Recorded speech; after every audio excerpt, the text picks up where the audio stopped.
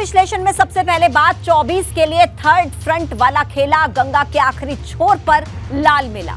बंगाल की धरती से अखिलेश यादव ने लोकसभा चुनाव का एजेंडा साफ कर दिया है कि पार्टी आगे किन किन मुद्दों पर आगे बढ़ने वाली है, किन मुद्दों को छूने से बचेगी। दरअसल जब से बंगाल में अखिलेश और ममता बनर्जी की मुलाकात हुई है, सियासी हलचल मची हुई है, क्योंकि अखिलेश की कोशिश उन दलों को साथ लाने की है जिन्होंने कांग्रेस और भाजपा दोनों से दूरी बना रखी है।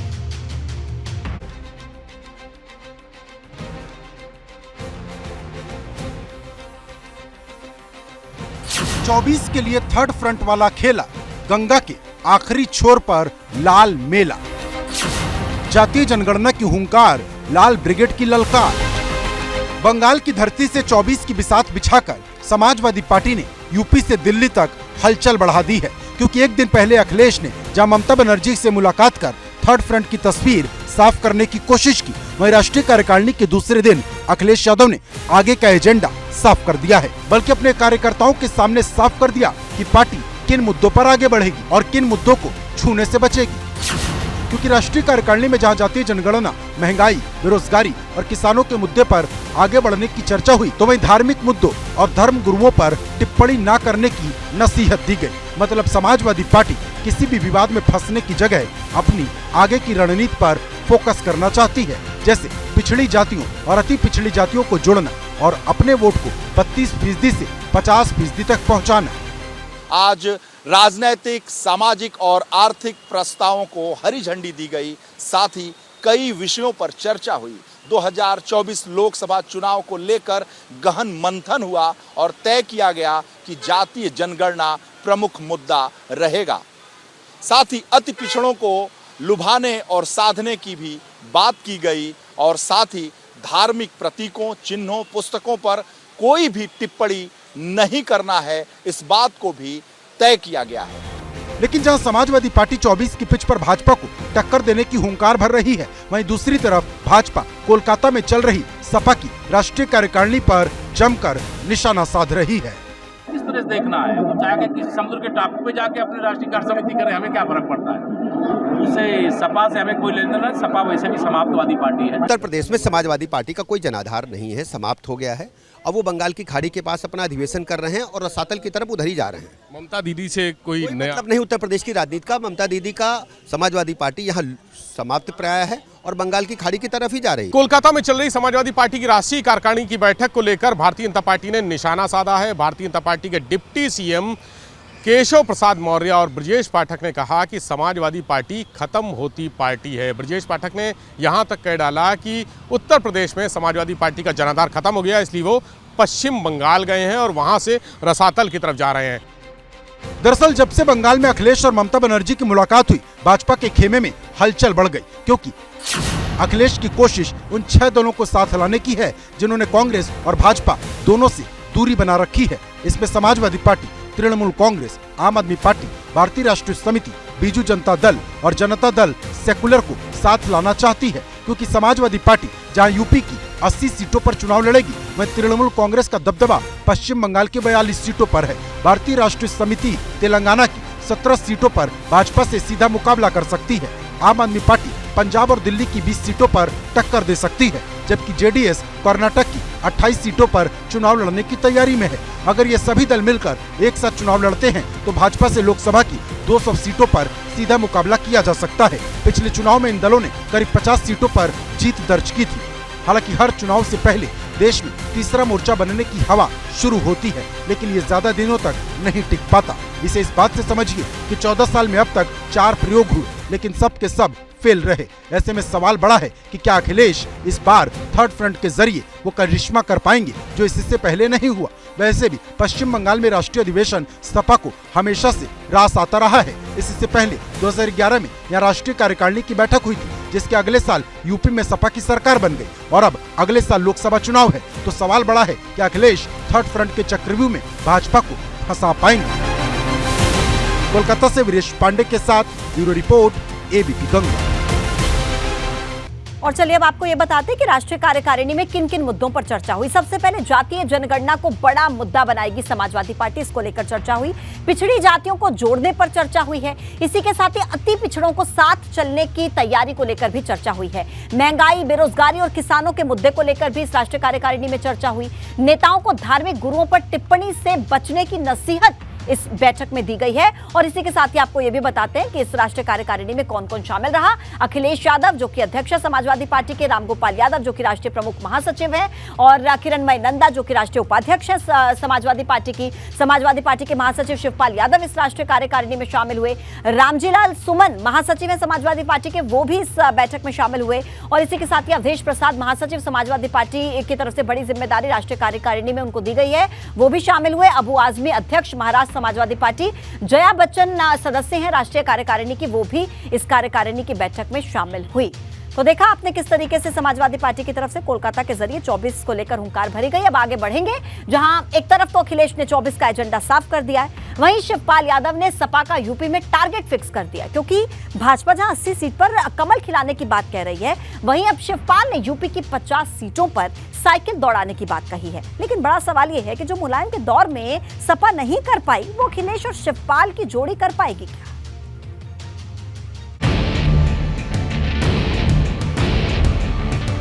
चौबीस के लिए सपा का टारगेट फिक्स, शिवपाल ने दी जीत की टिप्स। यूपी से बदलेगी दिल्ली की हवा, भाजपा के सामने दम दिखा पाएगी सपा। 24 की चुनावी जंग में जहां भाजपा ने यूपी में अपने लिए 80 सीट का टारगेट सेट किया है, वहीं बंगाल में चल रहे राष्ट्रीय कार्यकारिणी की बैठक से सपा ने अपने लिए 24 का टारगेट सेट कर लिया है, क्योंकि शिवपाल यादव ने इस बार यूपी की 80 में से 50 सीट जीतने की तैयारी की है। तो देखिए, संगठन को मजबूत करना और 2024 में उत्तर प्रदेश में कम से कम 50 सीटें जीतने की तैयारी हो चुकी है। मीडिया से बातचीत करते हुए समाजवादी पार्टी के राष्ट्रीय महासचिव शिवपाल यादव ने कहा कि कार्यकारिणी में उत्तर प्रदेश में भारतीय जनता पार्टी को कैसे रोका जाए, लोकसभा चुनाव में इसको लेकर रणनीति बनाई गई। समाजवादी पार्टी ने ये लक्ष्य रखा है कि वो 50 से ज्यादा सीटें यूपी में जीते और साथ ही साथ भाजपा को रोक सके। अभी शिवपाल यादव से पहले अखिलेश यादव ने भी यूपी की 80 सीट पर भाजपा को हराने की बात कही थी। तो क्या मान लिया जाए कि समाजवादी पार्टी खुलकर बैटिंग करने लगी है, क्योंकि अब तक सिर्फ भाजपा अपनी टारगेट सेट करती थी और विपक्षी दलों को अपने एजेंडे के तहत घेरने की कोशिश करती थी। समाजवादी पार्टी का कार्यक्रम कलकत्ता में है। हमारी पार्टी के सभी नेता बैठेंगे और अपनी राय देंगे किस तरीके से उत्तर प्रदेश में भारतीय जनता पार्टी का मुकाबला किया जाए। अगर भारतीय जनता पार्टी का ब्लूप्रिंट है 80 लोकसभा जीतने का, तो समाजवादियों का भी ब्लूप्रिंट ये होगा कि 80 लोकसभा कैसे हराएंगे। आपको बता दें कि सपा का अब तक का जो सबसे बेहतर प्रदर्शन था वो 2004 के लोकसभा चुनाव में था। तब समाजवादी पार्टी ने 34 सीटें जीती थी, लेकिन उसके बाद से लोकसभा चुनाव में सपा का ग्राफ गिरता गया। ऐसे में बड़ा सवाल इस बात का है कि क्या समाजवादी पार्टी लोकसभा चुनाव में 50 सीट पर साइकिल दौड़ा पाएगी, क्योंकि पिछले 2 लोकसभा चुनाव में सपा की साइकिल 5 सीट से आगे नहीं बढ़ पाई और सपा के जो 2 बड़े किले हैं उनमें से आजमगढ़ और रामपुर जैसे भाजपा ने ढहा दी। ऐसे में सवाल बड़ा है कि जो काम मुलायम सिंह यादव के दौर में नहीं हो पाया, क्या अखिलेश और शिवपाल मिलकर उसे कर पाएंगे? कोलकाता से वीरेश पांडे, एबीपी गंगा। और अब बात बिजली का महासंकट भारी, कर्मचारियों की हड़ताल जारी, क्योंकि 24 घंटे में ही हड़ताल से त्राही त्राही मच गई। उधर मुख्यमंत्री के निर्देश के बाद ऊर्जा मंत्री ए.के. शर्मा ने विद्युत कर्मचारी संयुक्त संघर्ष समिति के 22 पदाधिकारियों के खिलाफ एस्मा की कार्रवाई करते हुए 6 को निलंबित कर दिया। लेकिन इस कार्रवाई के बाद भी हड़ताल खत्म होती नजर नहीं आ रही है, क्योंकि बिजली कर्मचारियों ने कह दिया है कि अगर किसी भी कर्मचारी की गिरफ्तारी की गई तो ये 3 दिन की सांकेतिक हड़ताल अनिश्चितकालीन हड़ताल में बदल जाएगी।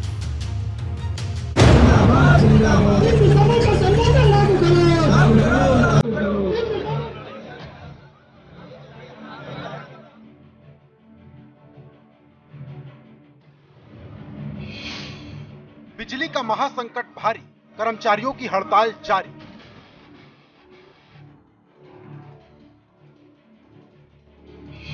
हड़ताल से त्राही त्राही ठप गई विद्युत इकाई।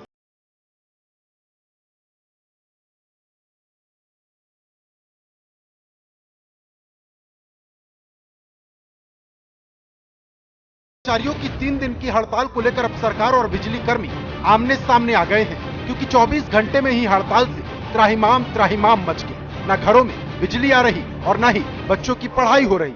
औद्योगिक इकाइयां ठप हो गई हैं। सैकड़ों करोड़ रुपए का घाटा हो चुका है। ऐसे में खुद सीएम योगी ने मोर्चा संभाल लिया है, क्योंकि सीएम योगी शनिवार को जैसे ही वाराणसी से लौटे, उन्होंने ऊर्जा मंत्री ए.के. शर्मा और बिजली विभाग के आला अधिकारियों के साथ बड़ी बैठक कर जल्द से जल्द हड़ताल खत्म करने का निर्देश दिया।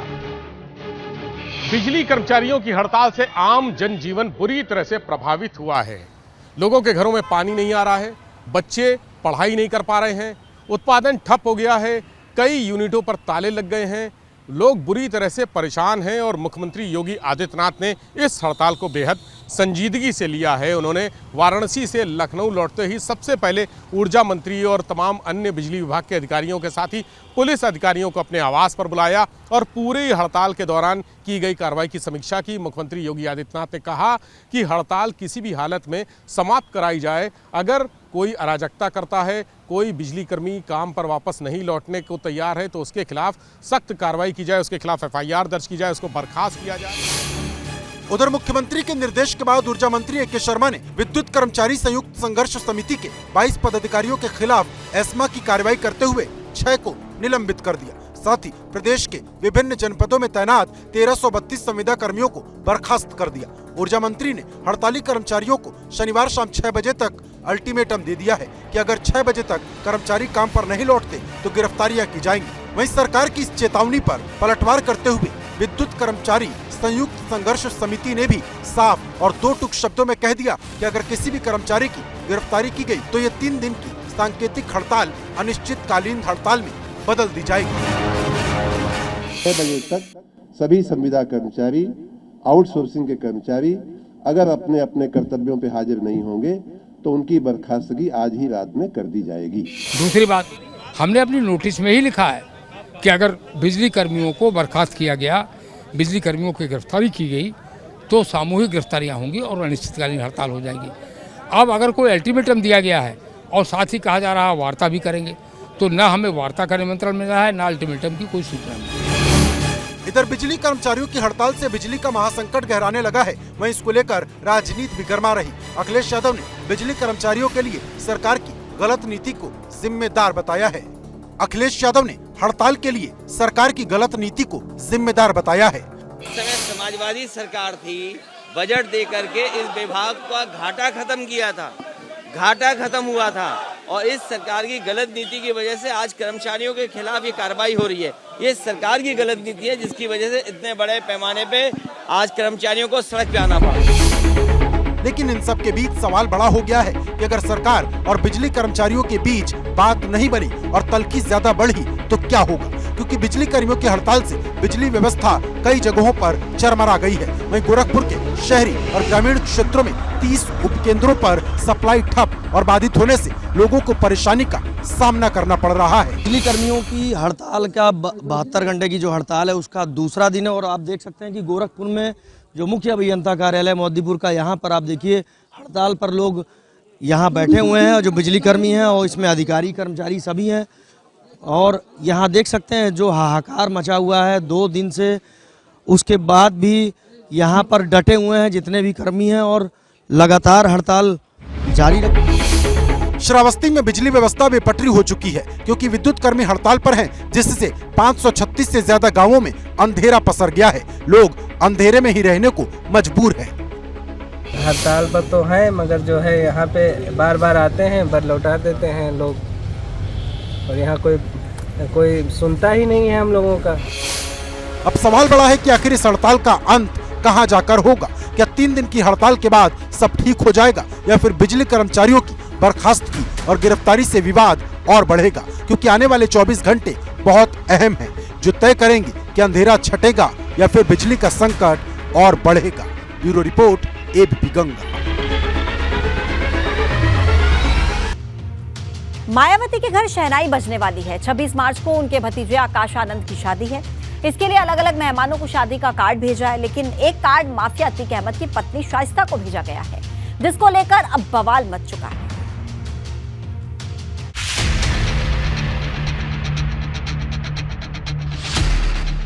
अतीक की फरार पत्नी को मायावती ने भेजा कार्ड, पार्टी नेता हुए हैरान।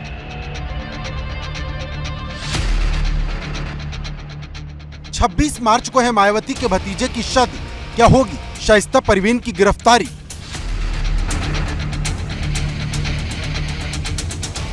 उमेश पाल हत्याकांड के बाद जहां सियासी भूचाल आया है, तो वहीं इस केस में फरार चल रही माफिया अतीक अहमद की पत्नी शाइस्ता परवीन को मायावती ने अपने भतीजे आकाश आनंद की शादी का न्योता भेजा है। अब इसी न्योते को लेकर सवाल खड़ा हो गया, क्योंकि कई पूर्व सांसदों और विधायकों को कार्ड तक नहीं मिला, लेकिन प्रयागराज हत्याकांड में नामजद और फरार होने के बावजूद मायावती ने शाइस्ता परवीन को अपने भतीजे की शादी का कार्ड भिजवा दिया।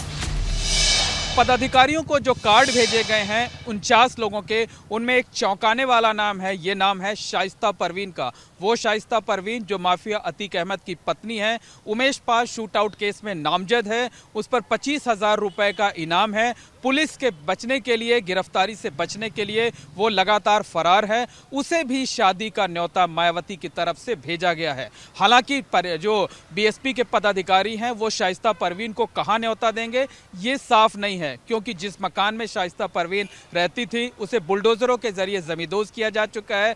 परिवार के कई सदस्य जेल में हैं। इसके साथ साथ जो बाकी बचे हुए सदस्य हैं वो लगातार फरार चल रहे हैं। सूत्रों से मिली जानकारी के मुताबिक शादी के कार्ड के नामों की यह list Umesh Pal shootout case के बाद तैयार कराई गई, क्योंकि जब मायावती 3 दिनों के लिए लखनऊ में थी तब यही उन्होंने मंडल वाइज कार्ड बांटने की लिस्ट तैयार कराई थी। और अब मायावती के अतीक की पत्नी को कार्ड भेजने पर उमेश पाल की मां ने निशाना साधा है। हमने शुरू में एक शब्द सुना मुख्यमंत्री जी का, तो उन्हीं के ऊपर हमने निर्णय ले लिया कि अब उन्हीं के ऊपर ये फैसला है, और आज भी उन्हीं के भरोसे पे मैं बैठी हुई हूँ। वही मुझे इंसाफ दें, वही मेरे बेटे के कातिलों को पकड़े, जो सज़ा देना है वो सज़ा दें। मेरा तो ये है कि खून के बदला खून। भरोसा मैं आज से नहीं, मैं 24 तारीख की घटना के बाद से 25 तारीख से लगातार मैं यही घटना बार बार मैं कह रही हूँ कि मेरे को न्याय चाहिए। आप ही न्याय दिलाओगे, नहीं तो ये जो घटना हुई है शांत हो जाएगी। इसको शांत नहीं करना है।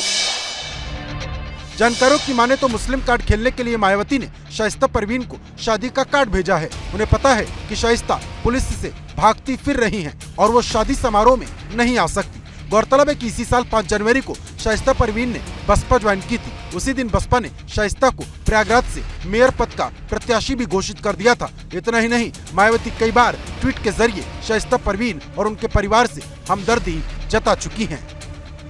प्रयागराज से मोहम्मद मोइन, एबीपी गंगा। और चले विश्लेषण में आगे बढ़ेंगे। बात दहशत में शूटर, अगले 72 घंटे पीले पंजे से सावधान, क्योंकि अगले 72 घंटे अतीक अहमद के गुर्गों के लिए भारी हैं। प्रशासन ने मिशन नमटिया मेट की फुल प्रूफ प्लान तैयार कर लिया है। गौरतलब है कि उमेश पाल शूटआउट के बाद प्रयागराज विकास प्राधिकरण ने तकरीबन 60 लोगों को अवैध निर्माण होने पर नोटिस जारी किया था।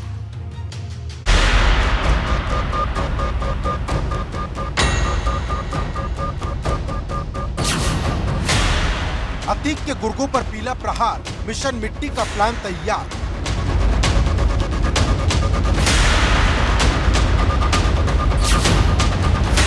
पीले पंजे से दहशत में शूटर। प्रयागराज हत्याकांड को 23 दिन हो चुके हैं, लेकिन अब तक पुलिस उमेश पाल के हत्यारों तक नहीं पहुंच पाई। लेकिन हत्याकांड में शामिल सभी फरार शूटरों की शामत आने वाली है। वारदात में शामिल शूटरों के आशियानों पर बुलडोजर चलाए जाने का फैसला लिया गया है, जिसमें बमबाज गुड्डू मुस्लिम और गुलाम के मकानों पर बुलडोजर चलाकर उन्हें ध्वस्त किए जाने का आदेश जारी हुआ। शूटर गुड्डू मुस्लिम और गुलाम दोनों पर 5-5 लाख रुपए का इनाम है। दरअसल इन दोनों को प्रयागराज प्राधिकरण की तरफ से नोटिस भेजा गया, लेकिन जब कोई जवाब नहीं मिला तो फिर उनके घरों को ध्वस्तीकरण करने के आदेश जारी कर दिए गए। आपको बता दें कि शूटर गुलाम हसन का घर शहर के रसूलाबाद इलाके में है, तो गुड्डू मुस्लिम का घर चकिया में है। प्रयागराज के चर्चित उमेश पाल शूटआउट केस में शामिल अपराधियों की मुश्किलें बढ़ने जा रही हैं। शूटआउट की वारदात में सीधे तौर पर शामिल शूटर गुड्डू मुस्लिम और गुलाम के घर पर बुलडोजर चलाए जाने की तैयारी की गई है। प्रयागराज विकास प्राधिकरण ने इसके लिए बाकायदा खाका तैयार कर लिया है। ध्वस्तीकरण आदेश जारी कर दिया गया है और ध्वस्तीकरण आदेश जारी होने के बाद अब इनके घरों पर कभी भी बुलडोजर चल सकता है। उम्मीद ये जताई जा रही है कि अगले हफ्ते इनके घरों पर बुलडोजर चलेगा, इनके घरों को बुलडोजरों के जरिए जमींदोज किया जाएगा। हालांकि नवरात्रि और रमजान के दौरान बुलडोजर की कार्रवाई नहीं होगी, लेकिन नवरात्र शुरू होने में अभी 3 दिन बाकी हैं, यानी अगले 72 घंटे अतीक के गुर्गों पर भारी है। और बुलडोजर की ये कार्रवाई 22 मार्च से तक कर ली जाएगी, क्योंकि 22 मार्च से ही नवरात्र और रमज़ान का पर्व शुरू हो रहा है और जो अधिकारी हैं वो ये चाहते हैं कि पर्व शुरू होने से पहले ही इस तरीके की कार्रवाइयाँ कर ली जाएं। तो ध्वस्तीकरण आदेश जारी हो चुका है। गौरतलब है कि उमेश पाल शूटआउट के बाद प्रयागराज विकास प्राधिकरण ने तकरीबन 60 लोगों को अवैध निर्माण पर नोटिस जारी किया था। इनमें से ज्यादातर अतीक अहमद और दूसरे आपराधिक गैंग से जुड़े हैं या उनके मददगार हैं। सभी को 1 हफ्ते में नोटिस का जवाब देने के लिए कहा गया था। वहीं इससे पहले अतीक के 3 गुर्गों पर बुलडोजर चल चुका है। मतलब एकदम साफ है, अतीक के गुर्गों को मिट्टी में मिलाने का मिशन जारी है। प्रयागराज से मोहम्मद मोइन, एबीपी गंगा।